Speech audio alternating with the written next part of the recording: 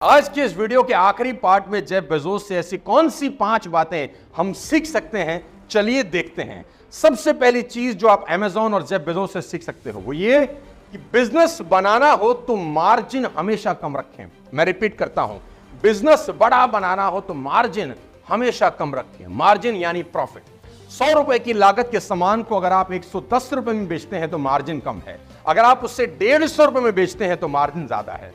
Maximum successful companies come margin और ज्यादा volume की पॉलिसी पे काम करती हैं। अमेज़न की पॉलिसी भी यही है। जेफ बेजोस का मानना है कि ज्यादा मार्जिन से बिजनेसमैन आलसी बन जाते हैं। कम मार्जिन पर सफल होने के लिए आपको कड़ी मेहनत करनी पड़ती है, खुद को बेहतर बनाना पड़ता है। अमेज़न ने कॉस्ट कम करने और खुद को बेहतर बनाने पर फोकस किया ताकि कस्टमर्स को कम कीमत में सामान मिल सके।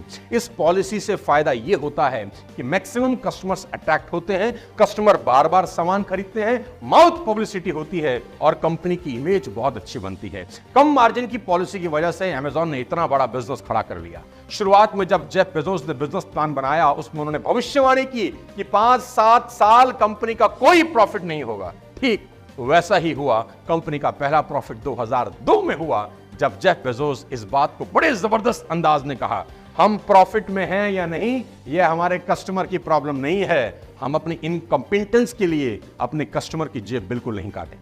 दूसरी बड़ी इंपॉर्टेंट बात जो आप अमेज़न से सीख सकते हैं वो ये, कस्टमर ही भगवान है। अमेज़न की customer service was recognised as the DNA of Amazon. आपको हैरानी होगी जानकर अमेज़न एम्प्लॉइज को 2 साल में 2 दिन कस्टमर सर्विस डेस्क पर बिताना पड़ता है ताकि वो कस्टमर की असली प्रॉब्लम क्या है समझ सकें।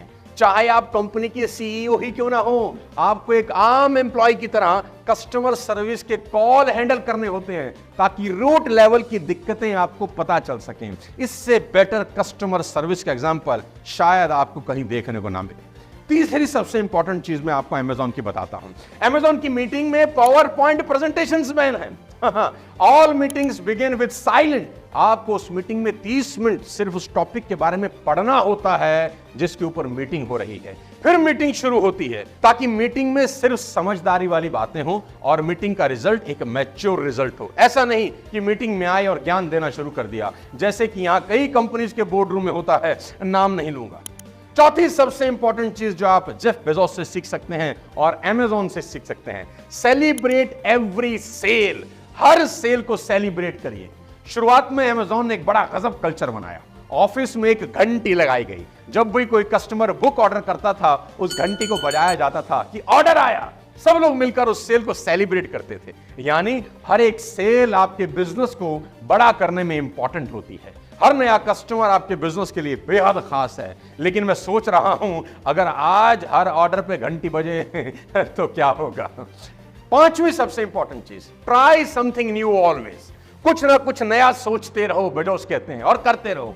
नया काम करना सफल होने का सबसे आसान तरीका है। जेफ बेजोस की सक्सेस का मूल मंत्र यही है कि हमने पुस्तकों की ऑनलाइन सेलिंग का नया काम किया जो आज से पहले कभी नहीं हुआ था। यही नहीं, इसके बाद भी वो नए काम करते रहे। अपनी वेबसाइट पर उन्होंने कई नई चीजें जोड़ी। 1 click shopping, customer issues checking system, email order verification. Jeff Bezos कहते थे विकास ना करना खतरनाक होता है। उन्होंने लगातार नया काम किया, अपने एम्प्लॉइज को भी नया काम करने के लिए इंस्पायर करते रहे। कई नए काम सफल होते हैं, कई असफल भी होते हैं। जैसे 99 में अमेज़न ऑक्शन के माध्यम से नीलामी करने का विचार पूरी तरह अनसक्सेसफुल हो गया। जेफ बेजोस कहते हैं बहुत से अंधेरे रास्तों पर आगे बढ़ते हैं और कभी कभार हमें ऐसी चीजें मिल जाती हैं जिनसे इतिहास बन जाता है। Kindle e books Jeff Bezos का ऐसा ही एक आइडिया था जिसने बुक्स इंडस्ट्री में क्रांति ला दी और अमेज़न को शिखर तक पहुंचा दिया। ये 5 चीजें आप जेफ बेजोस और अमेज़न से सीख सकते हैं, अपने बिजनेस पे इंप्लीमेंट कर सकते हैं।